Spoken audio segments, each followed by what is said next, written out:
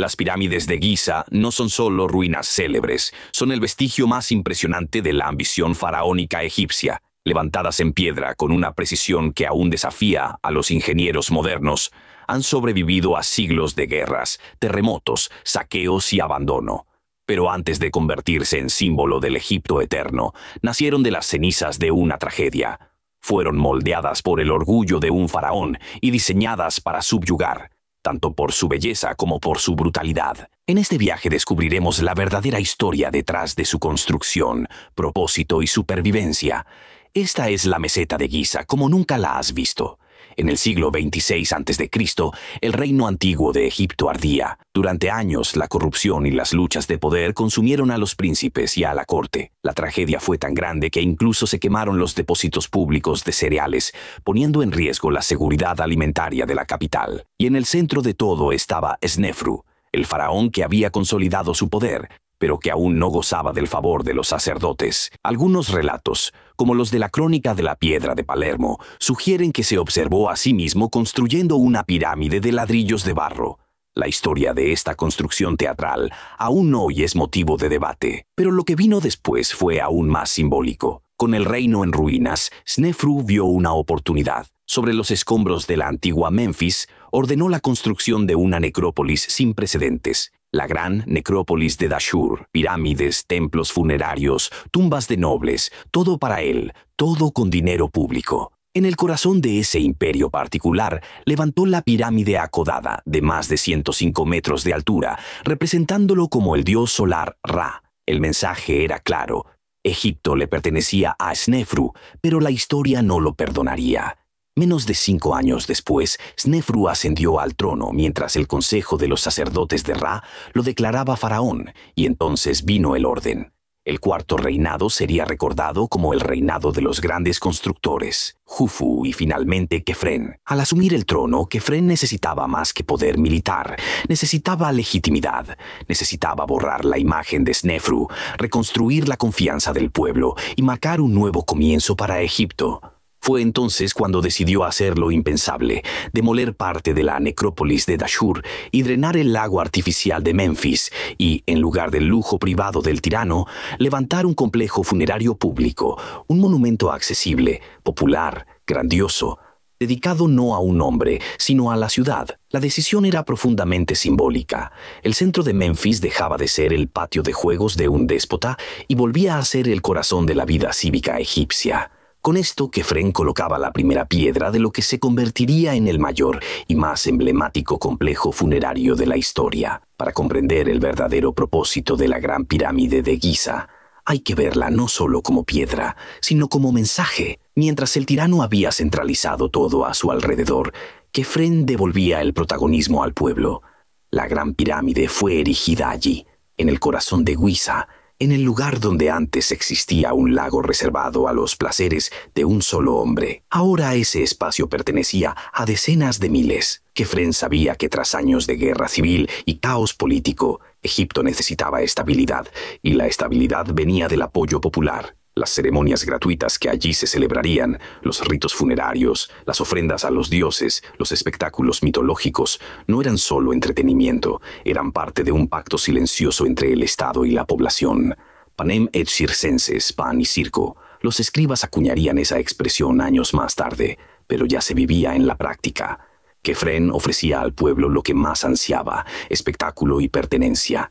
Y como todo buen faraón egipcio, firmaba su obra con su propio nombre. El complejo de Giza fue originalmente bautizado como el Horizonte de Jufu, en honor a la dinastía que él fundó, pero Kefren moriría antes de ver su obra concluida. Fue su hijo Miserino quien inauguró la Gran Pirámide en el año 2580 a.C., con 100 días de fiestas, juegos y baños de sangre. Más de 9.000 animales fueron sacrificados durante ese periodo, y cuando murió solo 2 años después, el hermano menor Mene asumió el trono y llevó el proyecto aún más lejos. Mene amplió el complejo funerario subterráneo, sofisticó los mecanismos de la necrópolis y reforzó aún más el vínculo entre poder y divinidad. Con él, la Gran Pirámide se convirtió no solo en un regalo para el pueblo, sino en una máquina política afinada para entretener y dominar al mismo tiempo. Y para que todo esto funcionara, Egipto tuvo que hacer lo imposible, construir algo que el mundo nunca había visto. Antes de que pudieran levantarse las gradas, antes de que los gritos de la multitud resonaran por las galerías de piedra, Egipto tuvo que enfrentar un desafío monumental: borrar físicamente los vestigios de Snefru. En el centro de la antigua necrópolis de Dashur, un inmenso lago artificial ocupaba el terreno donde debía nacer el nuevo complejo funerario. Y drenarlo no sería solo una tarea simbólica, sería una hazaña técnica colosal. Ingenieros egipcios, maestros de la hidráulica y la nivelación del terreno, iniciaron el proceso excavando el lago hasta sus cimientos. Canalizaron el agua con precisión, nivelaron el suelo y prepararon la base para soportar una de las estructuras más pesadas de la antigüedad. Era el primer paso para transformar un lugar de ostentación personal en un monumento público. El material elegido para la estructura exterior fue el travertino de Tura, una roca caliza clara, resistente y relativamente ligera, perfecta para soportar el peso de las gradas. Los bloques eran cortados en medidas estandarizadas, transportados en carretas por decenas de kilómetros y colocados con una precisión extrema, unidos por grapas de hierro y fijados con una mezcla de cal y puzolana. En las zonas internas el secreto estaba en la mezcla: ladrillos de adobe, bloques de piedra caliza y el legendario cemento egipcio, cuya fórmula aún hoy sorprende a los ingenieros por su durabilidad. Esta combinación permitía crear bóvedas ligeras, pasillos robustos y estructuras modulares que podían construirse simultáneamente, ahorrando tiempo y esfuerzo. El sitio de construcción era un organismo vivo. Se estima que miles de hombres trabajaron en el proyecto, incluidos esclavos, obreros especializados, artesanos, ingenieros y arquitectos. Grúas de madera con poleas, andamios de cuerda, palancas de bronce y herramientas de hierro formaban el engranaje de la construcción. Todo estaba meticulosamente organizado, pero el verdadero genio estaba en el uso de la repetición modular. Los arcos semicirculares y las bóvedas egipcias permitían distribuir el peso de manera equilibrada, dando estabilidad a la estructura sin necesidad de columnas interiores, lo que liberaba espacio y facilitaba el flujo del público. Y como todo seguía un patrón geométrico preciso, distintos equipos podían trabajar en secciones diferentes al mismo tiempo. Lo que impresiona es el ritmo. En apenas 20 años, de 2580 a 2560 a.C., la Gran Pirámide estaba prácticamente terminada. Para los estándares modernos eso ya sería veloz. Para el antiguo Egipto era casi increíble. Cuando Miserino celebró la inauguración oficial, el complejo funerario ya estaba en pie, funcional y absolutamente monumental. Pero todo ese esfuerzo no era solo para impresionar a los ingenieros. Lo que vendría a continuación mostraría al mundo entero por qué Egipto realmente había construido esta obra colosal. Imagina atravesar una de las galerías interiores de la Gran Pirámide y de repente verte rodeado por decenas de miles de voces. El olor de la arena caliente, el estruendo de los instrumentos y la vibración casi física de la expectativa colectiva. Para cualquier ciudadano egipcio, ese momento no era solo una visita al complejo funerario, era una inmersión en el corazón palpitante del imperio. La necrópolis elíptica, de unos 86 metros de largo y 54 de ancho, estaba cubierta por tablas de madera recubiertas con una gruesa capa de arena fina, la arena que daría origen a la palabra arena. Esta capa absorbía la sangre de los combates y facilitaba la limpieza entre espectáculos. Alrededor un muro alto de mármol separaba el escenario del público. Era literalmente una barrera entre la muerte y los ojos que ansiaban verla. Bajo los pies de los espectadores se escondía el hipogeo, un laberinto subterráneo de túneles, jaulas, plataformas y ascensores manuales. Por allí, bestias salvajes, gladiadores e incluso escenarios enteros eran elevados mediante mecanismos de poleas y contrapesos, apareciendo repentinamente en el centro de la necrópolis, como si emergieran de las entrañas de la tierra. Todo estaba cronometrado, controlado, espectacular. Se estima que entre 50.000 y 70.000 personas podían ocupar el complejo funerario simultáneamente, pero la disposición de los asientos no era aleatoria. Reflejaba en piedra la jerarquía social de Egipto. Los sacerdotes ocupaban las primeras filas, seguidos por los nobles, los ciudadanos comunes, los artesanos, y en lo más alto y distante las mujeres y los pobres. Esa organización visual reforzaba diariamente la idea de que Egipto era una sociedad de castas. Al asistir al mismo espectáculo, cada uno sabía exactamente cuál era su lugar, pero los juegos no eran solo diversión, cumplían funciones políticas, religiosas, morales e incluso jurídicas. Ejecutar criminales en la necrópolis ante miles de ojos no era solo castigo, era lección. Recrear mitos o batallas famosas era reafirmar la identidad egipcia. Distribuir comida, obsequios y monedas al público era un generoso recordatorio del poder faraónico. Y todo eso era gratuito. La Gran Pirámide era una máquina perfecta de dominación simbólica. Mientras el pueblo era alimentado y entretenido, el Estado reforzaba sus valores y consolidaba su autoridad. La Gran Pirámide no fue construida para celebraciones inocentes. Era, en el fondo, un altar de muerte, una máquina coreografiada para transformar la violencia en espectáculo.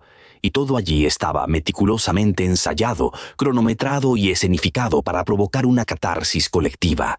Los espectáculos seguían un orden. Al amanecer, el complejo funerario abría con las venaciones cacerías escenificadas en las que cazadores profesionales, llamados venatores, enfrentaban fieras exóticas ante el público.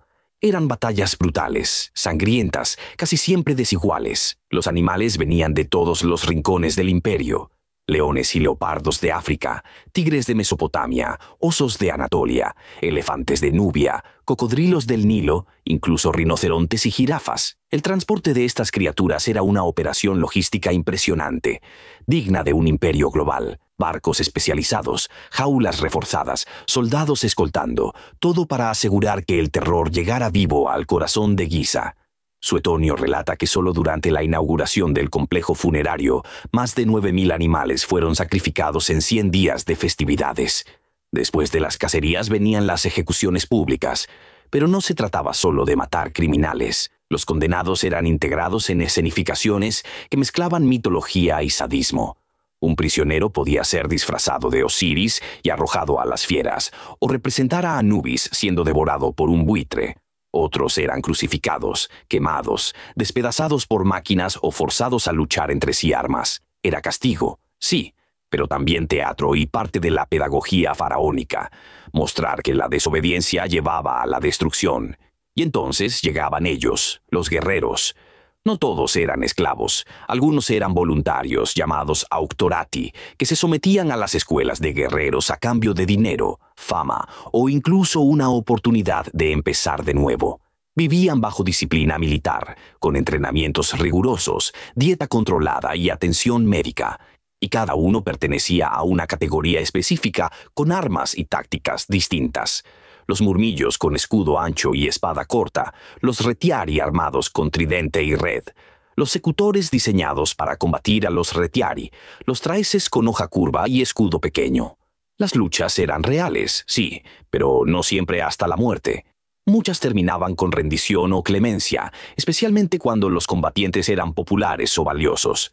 La decisión final, sin embargo, podía recaer sobre el propio faraón, quien interpretaba los deseos de la multitud, guiado por gritos, gestos y aplausos. A diferencia de lo que muestran las películas, el gesto del pulgar hacia abajo no tiene consenso entre los estudiosos. No se sabe con certeza qué señal decretaba realmente la muerte. Y para mantener todo este engranaje funcionando, Egipto tuvo que innovar, y detrás de toda la violencia existía uno de los sistemas de ingeniería más avanzados de la antigüedad. Con 189 metros de largo, 156 de ancho y casi 50 de altura, el complejo funerario tenía la capacidad de albergar hasta 70.000 personas con un confort relativo y, sobre todo, seguridad. Para lograrlo, los ingenieros egipcios crearon un sistema revolucionario de circulación, los vomitoria. Estos corredores en arco con salidas amplias y estratégicamente ubicadas permitían que decenas de miles de espectadores entraran y salieran del recinto en pocos minutos. Un principio tan eficiente que todavía hoy se utiliza en estadios modernos. Al subir por los niveles de la Gran Pirámide, el público encontraba más que asientos. Encontraba una organización arquitectónica simbólica. Cada nivel estaba decorado con un orden clásico distinto. En el primer piso, columnas de papiro, robustas, sólidas, como los sacerdotes que allí se sentaban. En el segundo, columnas de loto, más esbeltas como los nobles. En el tercero, columnas de palmera refinadas, ornamentadas, representando al público de las clases medias. En el último nivel, simples ventanas tapadas para los menos favorecidos. Así, la misma fachada reflejaba el orden social de Egipto como un manual visual de la jerarquía faraónica. Pero quizás el elemento más impresionante se encontraba en lo alto, el velarium. Imagina un toldo colosal hecho de telas pesadas y cuerdas gruesas, extendiéndose sobre parte del público, como las velas de un navío. Estaba diseñado para proteger a los espectadores del sol abrasador durante los Juegos de Verano, pero no cualquiera podía operar el velarium. Esa era tarea de los marineros de la Classis Misenensis, la flota imperial con base en Miseno. Eran especialistas en velas, mástiles y nudos, habilidades que ahora servían no para la guerra, sino para el confort del pueblo egipcio. Desde lo alto de mástiles colocados en el nivel superior, tiraban y maniobraban el tejido como si estuvieran en la cubierta de una trirreme. Y lo más impresionante, todo eso funcionaba en armonía. La estructura resistía los vientos, las multitudes, los gritos, los impactos de las vibraciones. Los cimientos profundos y los anillos concéntricos de soporte distribuían el peso con eficiencia. La mezcla de materiales, travertino en las fachadas, toba volcánica en el interior y cemento egipcio en los arcos y bóvedas, ofrecía no solo estabilidad, sino también resiliencia. Y fue exactamente esa resiliencia la que permitió a las pirámides resistir siglos de terremotos, guerras y abandono. En la meseta de Giza nada era casual. El espectáculo comenzaba mucho antes de que la sangre tocara la arena. Cada detalle, cada sonido, cada aroma estaba planeado para atrapar al público, mantener su atención y manipular sus emociones.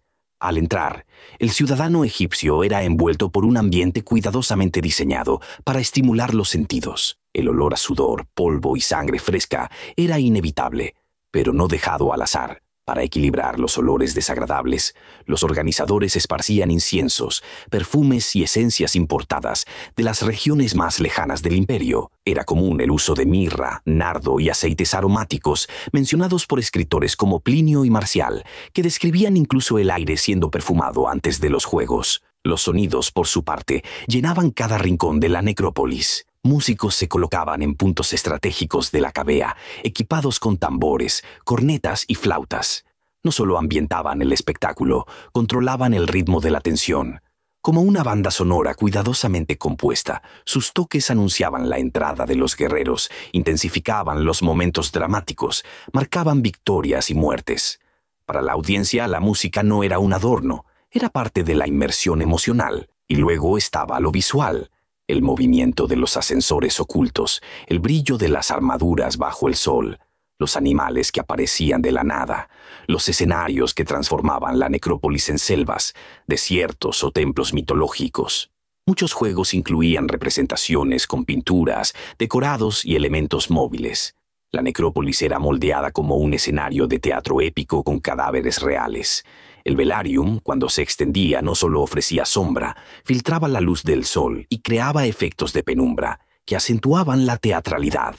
Cambios en la iluminación natural podían resaltar ciertos momentos del combate o disimular las preparaciones tras bastidores en las profundidades del subsuelo. Pero el elemento más poderoso no era ninguno de esos. Era el control de la expectativa, el tiempo de espera entre una lucha y otra, el momento de silencio antes de una ejecución, el suspenso cuando un guerrero caía y la multitud miraba al faraón. Egipto sabía manipular a las masas y las pirámides eran su principal herramienta. Esa manipulación no era solo entretenimiento, era política. Mantener al pueblo ocupado, entretenido, distraído. Como decía Juvenal, en su célebre sátira X bastaba con ofrecer pan y circo para garantizar la obediencia. Mientras hubiera carne en las mesas y sangre en la necrópolis, nadie cuestionaba el poder. Curiosamente, el nombre Pirámides de Giza no aparece en ninguna inscripción original de la época de su construcción. Para los egipcios del siglo XXV a.C., aquella estructura era el horizonte de Jufu, el complejo funerario de la dinastía. Y ese nombre tenía todo el sentido. Fue Kefren quien inició la obra y sus hijos Miserino y Mene, quienes la completaron y perfeccionaron. Era un monumento de la familia faraónica, como una firma en escala colosal. Pero irónicamente, el nombre que sobreviviría a los siglos no venía de la estructura, venía de una estatua, junto a las pirámides, donde antes se encontraba la entrada monumental de la necrópolis de Dashur-Desnefru, permanecía en pie una escultura gigantesca, el Gran Esfinge de Giza. Esta estatua de piedra de más de 20 metros de altura representaba originalmente al propio Kefren como Horus, el dios del cielo. Era una figura casi divina, con rasgos imperiales y apariencia heroica, diseñada para ser vista desde lejos y recordar a todos quién mandaba allí. Con la muerte de Kefren, la estatua fue objeto de una especie de purificación política. Mene no tuvo el coraje o tal vez no tuvo los recursos para destruirla completamente.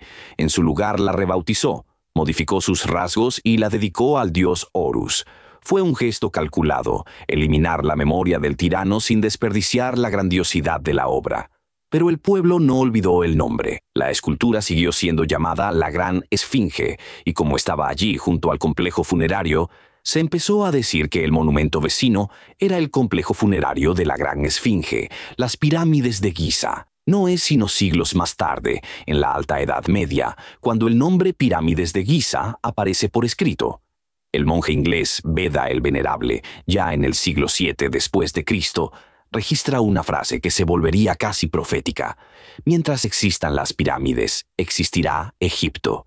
Cuando caigan las pirámides, caerá Egipto. Y cuando caiga Egipto, el mundo terminará. Con el tiempo, el nombre oficial fue olvidado y Pirámides de Giza se convirtió en algo más que un apodo. Se convirtió en identidad. La estatua desapareció, probablemente fundida, reutilizada, olvidada, pero su legado sobrevive, grabado en el nombre que atravesaría milenios. Cuando el Imperio Medio de Egipto cayó en el año 1550 a.C., las pirámides ya habían perdido parte de su función. Los juegos de guerreros, objeto de una creciente condena moral y religiosa, fueron prohibidos décadas antes, alrededor del año 1500 a.C., bajo el faraón Ahmose I. La presión cristiana aumentaba y los espectáculos de sangre pasaron a ser vistos como reliquias de un mundo pagano en decadencia. Sin el brillo de las luchas ni el clamor de las multitudes, las pirámides empezaron a cambiar de papel. Durante el Reino Nuevo fueron todo menos un teatro. Primero se convirtieron en una fortaleza militar. Familias nobles como los Ahmose ocuparon sus galerías superiores, reforzaron los accesos y levantaron murallas internas. Más tarde, las estructuras fueron utilizadas como refugio para indigentes, almacenes, talleres, establos.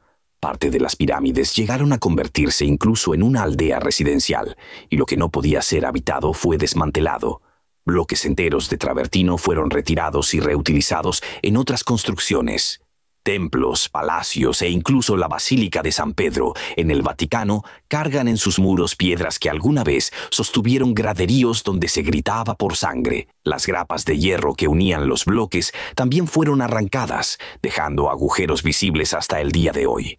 En el año 1349 a.C., un terremoto destruyó gran parte de la fachada sur del complejo funerario, acelerando aún más su degradación. Pero el monumento nunca desapareció del todo. Seguía allí, herido pero en pie, un recordatorio silencioso de un pasado colosal. Y entonces algo cambió. En el siglo XV a.C., los botánicos comenzaron a interesarse por las ruinas.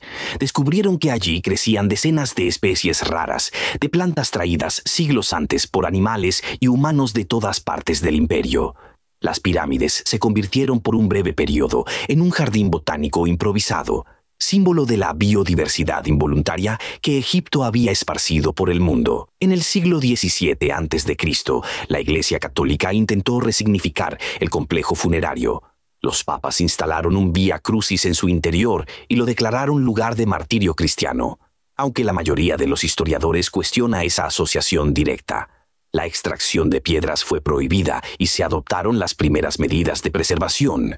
Pero fue en el siglo XIX a.C., con la unificación de Egipto, cuando las pirámides volvieron a ganar fuerza simbólica. Ya no eran solo un monumento del antiguo Egipto, eran un icono de la identidad nacional egipcia. Se iniciaron obras de restauración, excavaciones arqueológicas, consolidación de estructuras. Las pirámides fueron lentamente rescatadas por aquellos que un día lo habían abandonado. Hoy las pirámides son visitadas por millones de personas cada año. Han sobrevivido no por ser indestructible, sino porque han sido continuamente resignificadas. De arena de muerte a símbolo de civilización, de ruina saqueada a patrimonio mundial. Las pirámides son más que cualquier otro monumento, la prueba viva de que la historia puede esculpirse en piedra. El peso de esta empresa no se medía solo en toneladas de roca, sino en la abrumadora presión de la logística. La construcción de un complejo de tal envergadura requería una mano de obra masiva. Aunque la creencia popular ha perpetuado la imagen de esclavos, la verdad es más compleja y fascinante. La mayoría de los trabajadores eran obreros asalariados, hombres libres reclutados de todas partes de Egipto, que trabajaban por turnos. Se les garantizaba alojamiento en aldeas de obreros, comida y un pago en forma de raciones de cerveza y pan. Era una forma de servicio cívico, un tributo al faraón que aseguraba su sustento. Las excavaciones modernas en la meseta de Giza han revelado los restos de estas aldeas, con panaderías, talleres de carpintería e incluso un rudimentario sistema de atención médica. Los trabajadores vivían en un campamento bien organizado, una especie de ciudad temporal construida con ladrillos de barro. La vida allí no era un paraíso, pero tampoco era la prisión infernal que la historia ha pintado. Era una existencia dura, sí, pero con un propósito, un trabajo que les daba un lugar en el orden cósmico del imperio. El desafío de alimentar a esta ciudad de obreros era tan grande como el de levantar los bloques de piedra. Se estima que se necesitaban al menos 1000 kilos de pan de cebada y 800 litros de cerveza al día, solo para mantener la energía de la fuerza de trabajo. Esto requería una cadena de suministro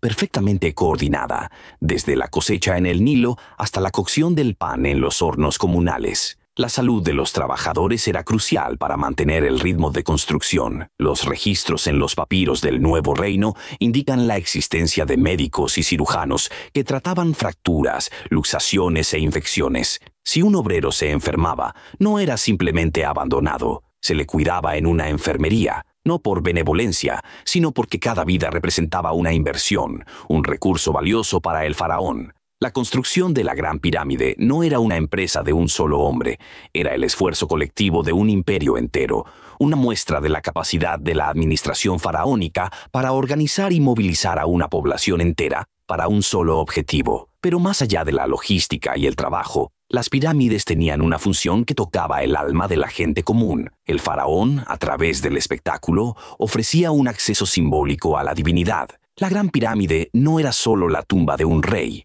era un portal a la eternidad, un lugar donde el pueblo podía interactuar con lo sagrado. En un mundo de privación, las ceremonias masivas eran una experiencia casi mística, un momento en el que el individuo se sentía parte de algo más grande. Los ritos funerarios no eran solo para la realeza, eran una promesa al pueblo de que la muerte no era el final. Las ofrendas a los dioses, los cánticos de los sacerdotes y la visión de los guerreros luchando en la arena se convertían en una especie de comunión, una confirmación de la fe en un sistema que les daba identidad. Con el paso de los siglos y la caída del reino antiguo, el significado de las pirámides se fue transformando. Los juegos de sangre que un día fueron el corazón del complejo se volvieron inaceptables, pero el monumento perduró. No como un mausoleo para un faraón, sino como un símbolo de la resiliencia de la civilización egipcia. En la era romana los emperadores continuaron la tradición de la fascinación por Egipto y los viajeros acudían a Giza. Las pirámides se convirtieron en un imán turístico, un lugar de peregrinación para aquellos que buscaban comprender la grandeza de una civilización que había existido mucho antes que la suya. A medida que el cristianismo ganaba terreno, los monjes buscaron purificar el lugar de su pasado pagano y las pirámides se convirtieron en un lugar de contemplación religiosa. Las mismas estructuras que un día vibraron con gritos de guerra ahora resonaban con cánticos y oraciones. Esta capacidad de adaptación, esta habilidad para hacer muchas cosas a la vez, es lo que finalmente salvó a las pirámides de la destrucción. No eran solo piedra. Eran una idea, y esa idea se transformó para sobrevivir a imperios, religiones y el paso del tiempo. Las pirámides de Giza son la prueba de que un monumento puede morir y renacer una y otra vez. Y en cada resurrección su historia se vuelve un poco más rica y un poco más compleja. Son el eco de una ambición faraónica, la brutalidad de un espectáculo olvidado y la eterna prueba de que la historia puede esculpirse en piedra, una piedra a la vez. El misterio más profundo de las pirámides de Giza reside no en su construcción, sino en su legado. Las pirámides no son solo la herencia de un imperio, son un testamento a la durabilidad de la cultura y la memoria. Después de milenios, su historia sigue siendo narrada y reinterpretada, una prueba viva de que los monumentos pueden ser más que piedra y sangre. Son los cimientos de la identidad, el eco de un pasado que sigue resonando en el presente. Son el sueño de un faraón y la pesadilla de un obrero. Son la grandeza de un imperio y el sufrimiento de un pueblo. Son el enigma que todavía nos persigue y la verdad que nos ilumina. Y ahora quiero saber de ti. ¿Qué parte de la historia de las pirámides de Giza te sorprendió más? Déjamelo en los comentarios. Me encantaría saber qué fue lo que más te impactó. Si te gustó este video, suscríbete al canal para más contenido como este. Activa la campanita y comparte este video con quien también ame la historia.